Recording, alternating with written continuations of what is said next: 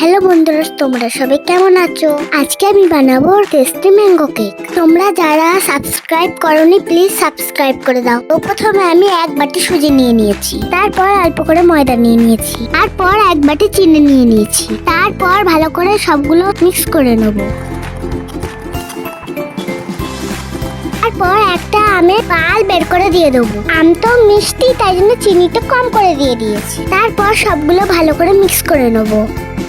তারপর vanilla essence দিয়ে দেবো। তারপর হাফ বাটি দুধ দিয়ে দেবো। তারপর সবগুলো মিক্স করে 20 মিনিট রেখে দেবো। 20 মিনিট পর এক চামচ বেকিং সোডা দিয়ে দেবো। তারপর মিক্স করে নেবো। বাটির ভিতরে বাটার পেপার দিয়ে দেবো আর কেকের ব্যাটারটা দিয়ে দেবো।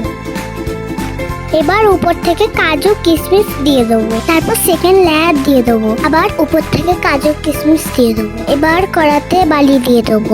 স্ট্যান্ড দিয়ে কেকের বাটিটা বসিয়ে দেবো। এবার ঢাকা দিয়ে 8 ঘন্টা রেখে দেবো। ঘন্টা পর ঢাকনা খুলে কেকটা বার করে নেবো। তারপর বাটার পেপারটা ছাড়িয়ে পরিবেশন করুন।